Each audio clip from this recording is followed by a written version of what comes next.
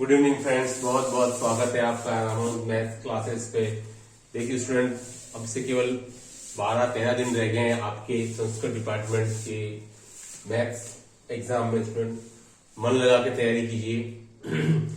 आज का जो वीडियो है वो हम डिस्कस करेंगे आपके आरपीएससी का जो सेकंड ग्रेड एग्जाम कंडक्ट हुआ था पिछले वाला, उसके कट ऑफ के लेकर के जो बहुत ही काफी ज्यादा आप ही कह सकते हैं कि काफी आश्चर्यजनक से फैक्ट हैं, जैसे कि हम डिस्कस करेंगे। स्टूडेंट, इस कट ऑफ की जो विशेषता क्या है कि भाई जिसके 250 मार्क्स बन रहे हैं उसका सिलेक्शन तो नहीं हो रहा है, लेकिन जिसके 235 या 230 मार्क्स बन रहे हैं लेकिन उसका सिलेक्शन हो सकता है।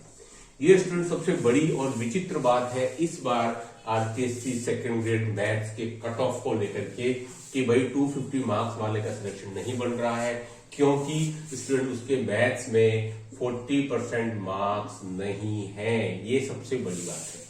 जीके में उसके हैं, मैथ्स में क्या हो रहा है, उसके 115 110 के आसपास आ रहे हैं और जीके में उसके आ रहे हैं 140 135। इससे उसका जो टोटल जो मार्क्स है वो 250 प्लस भी हो रहा है। ऐसे कई स्टूडेंट के मैसेज आए, लेकिन सिलेक्शन नहीं हो रहा क्योंकि वो 40% का जो मिनिमम क्राइटेरिया है वो पूरा नहीं कर पा रहा। लेकिन वो स्टूडेंट जिसके 235 मार्क्स आ रहे हैं, मैथ्स में स्टूडेंट उसके 125 हैं, जीके में उसके 110 हैं और वो मेरे ख्याल से 235 है, तो वो सिलेक्शन के काफी नजदीक है। तो स्टूडेंट देखिए, मार्क्स भले ही आपके कम आ रहे हैं लेकिन ज्यादा मार्क्स वाले का सिलेक्शन नहीं है, लेकिन कम मार्क्स वाले का सिलेक्शन। स्टूडेंट ये बहुत ही खास और इंटरेस्टिंग फैक्ट है इस बार RPSC second grade maths exam के लिए। तो स्टूडेंट देखिएगा, विशेष ध्यान रखिएगा। संस्कृत डिपार्टमेंट के लिए आपको क्या ध्यान रखना है स्टूडेंट, कि आपको पता होना चाहिए कि मैथ्स ही जो है वो आपके सिलेक्शन की तरफ ले जाएगा, क्योंकि जीके तो आजकल स्टूडेंट्स पिछले कई समय से हर दूसरे महीने कोई ना कोई एग्जाम देते रहते हैं। तो स्टूडेंट जीके तो मैक्सिमम स्टूडेंट का अच्छा है। इस पेपर में ऑन एन एवरेज स्टूडेंट ने 115 to 120 मार्क्स का स्कोर कर दिया है, लेकिन मैथ्स की जो प्रॉब्लम आई है स्टूडेंट वहां दिक्कत आ रही है। तो मैं फिर बताता हूं, आपके पास में अभी 15 को आपके एग्जाम है, 15 फरवरी को। तो स्टूडेंट तो आप 14-15 दिन पूर्ण रूप से मैथ्स को ही देते हैं। ध्यान रखिएगा पूरा बीएससी पार्ट नहीं कर लें, क्योंकि उसमें 40 क्वेश्चन का सिलेबस बिल्कुल क्लियर कर दिया हुआ है। आप विशेषकर 11th-12th पर अच्छा ध्यान देवें और बीएससी पार्ट में जो भी आपके वो फैक्ट जो कि आप डायरेक्ट याद कर सकते हैं, क्योंकि देखने में ऐसा आया स्टूडेंट इस बार भी जो सेकंड ग्रेड का जो पेपर था उसमें स्टूडेंट ने महसूस किया है कि समय की थोड़ी दिक्कत आई, पेपर थोड़ा लेंदी था, तो मैक्सिमम स्टूडेंट वही क्वेश्चंस कर पाए हैं जो कि उनको याद थे या उनको रिमेम्बर थे।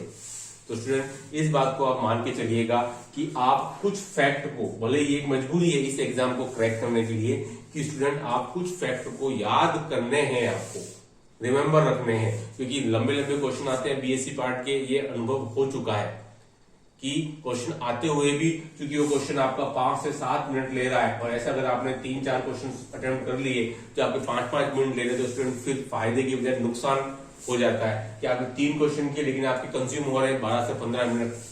ठीक है, तो स्टूडेंट कुछ चीजों को आप याद रखें। मेरे को रटने की बात नहीं कर रहा हूं, लेकिन ये जरूरत है इस एग्जाम के लिए कि भाई जो बीएससी पार्ट में कुछ क्वेश्चन लेंदी टाइप के आते हैं स्टूडेंट, उनको आप अपनी तरफ से समझ करके और उनके रिजल्ट्स को आप याद करें, तो वहां आपके लिए काफी फायदेमंद होगा। कुछ टॉपिक्स में पॉसिबल है, सब में वो चीज पॉसिबल नहीं है, इस बात को ध्यान रखें आप।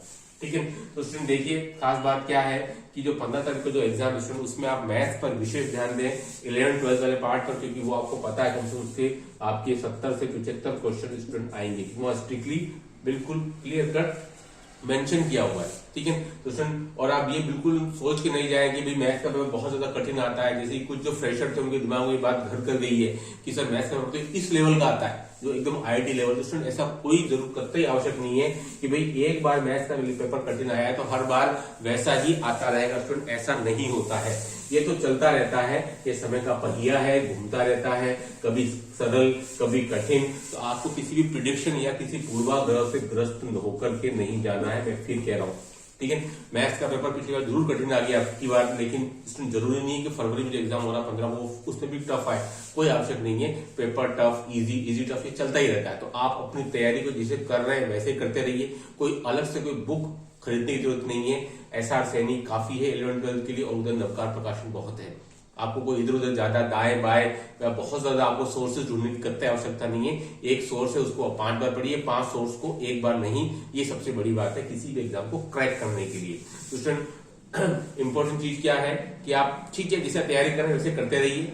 बहुत ज्यादा टफ क्वेश्चन को आप सॉल्व करने की कोशिश ना करें। हो सकता है घर पे सॉल्व करें, लेकिन एग्जाम में वो आपसे कम समय में तैयारी में वो सॉल्व नहीं हो पाते हैं। तो जैसे आपकी तैयारी चलती रही स्टूडेंट वैसे ही तैयारी करते रहिए, ठीक है। लेकिन कुछ बातों का ध्यान रखना है कि आपको नेगेटिव मार्किंग से काफी ज्यादा बचना है।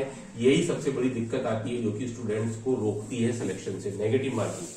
आप वही गैस वहीं लगाएं जहां की आपको लग रहा हो कि मैं 4 में से 2 क्वेश्चन को बिल्कुल अलग कर पा रहा हूं और 2 में ही मेरा चक्कर पड़ रहा है ना।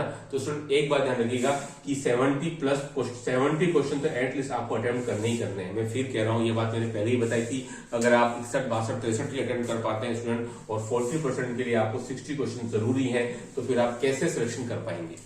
तो स्टूडेंट जरूरी है कि आप 68 से 70 क्वेश्चन अटेम्प्ट करें कि कई बार 2-4 क्वेश्चन वो गलत हो जाते हैं जो मानवीय भूल की वजह से आप सोचते मैंने सही किया है, लेकिन प्लस माइनस क्रॉस मल्टीप्लीकेशन फॉर्मूले में आपको याद नहीं रहता, वहां से वो गलतियां हो जाती है स्टूडेंट। तो 3-4 क्वेश्चन का तो आप मार्जिन लेके चल सकते हैं। इसलिए मैं कह रहा हूं 70+ क्वेश्चन आप जरूर अटेम्प्ट करिए।